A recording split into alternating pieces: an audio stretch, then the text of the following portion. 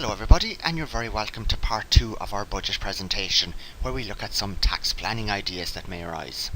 Well, at this stage you've seen the material and hopefully you might have just about digested the changes, complex and all as they are.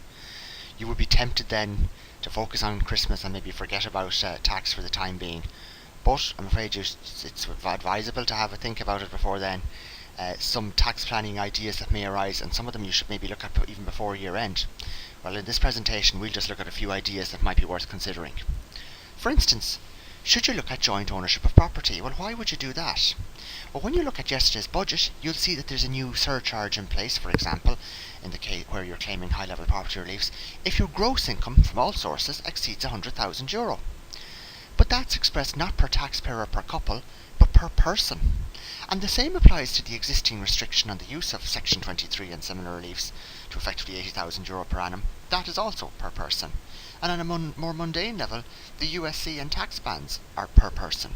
So by having the property in two names, the income is split between two people, and you can each claim these bans and thresholds, so you get two of each, and possibly reduce your tax bill. Certainly worth looking at in any case.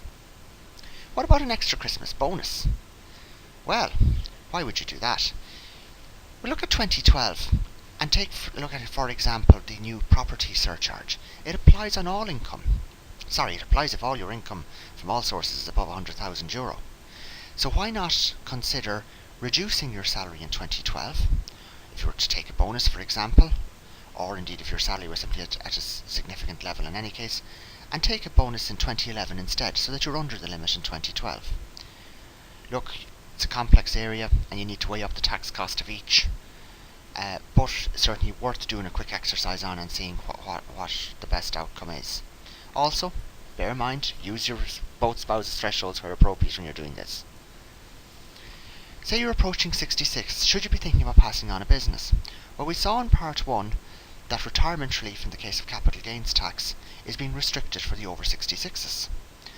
Now, he has brought in some transitional measures for those who are going to hit 66 over the next 2 years. But if you're in or around that magic age, the mid-60s, maybe look even more closely at this to maximise the availability of retirement relief. Certainly worth talking to your accountant about. If you're at the opposite end of the scale and you're just starting a business, should you be looking at incorporating?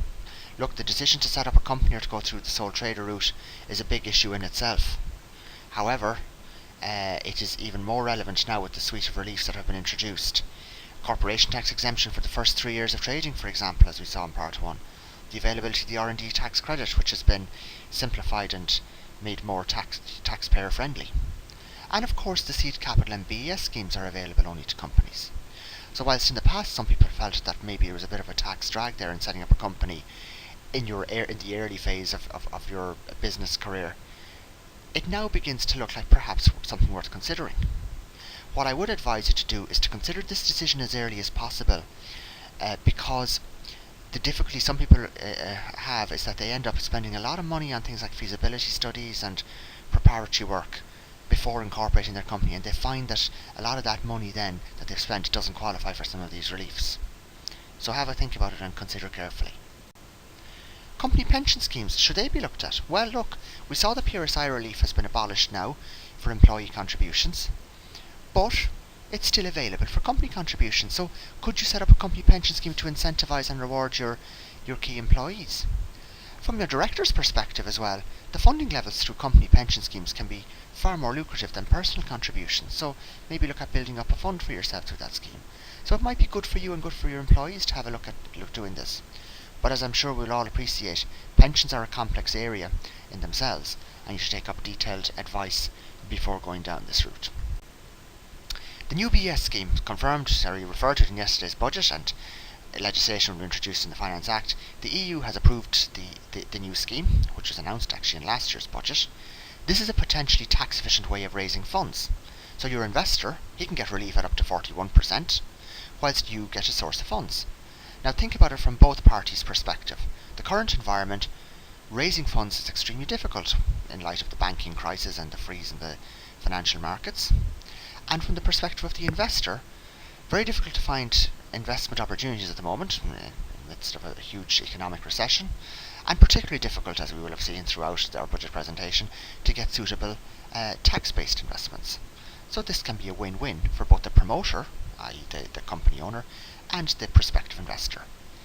The new scheme has been significantly enhanced, the funding limits have been increased, but crucially as well the types of trades that qualify has been extended. In the past only a narrow range of trades qualified, now most trades will qualify. So maybe it's time to have another look at BES and see, does this actually apply to my company? Property ownership. Well, in the past most people would have felt eager to own the property in their own name, certainly during the property boom years, because their thought wouldn't have been on how do they pay the mortgage, but rather how do I deal with the capital gain that I'm going to have when I sell it. Okay, they would say I'll pay off the mortgage for a number of years, then I'll be selling it at a big gain, that'll deal with the payment of the mortgage, and I'll have surplus money left over. I only want to pay CGT on it once, not twice, if I owned it through the company, and so therefore they held it personally. Now, however, cash flow is king, and the critical thing is how do I pay this mortgage on a month-to-month basis.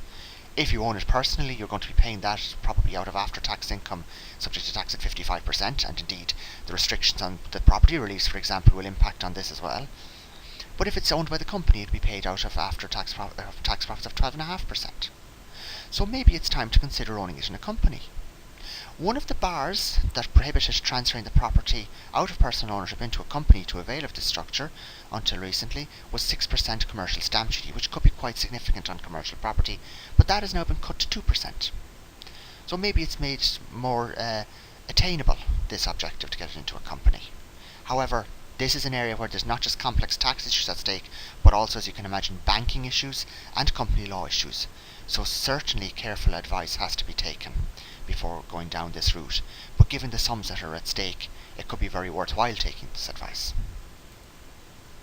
Utilising your property tax reliefs.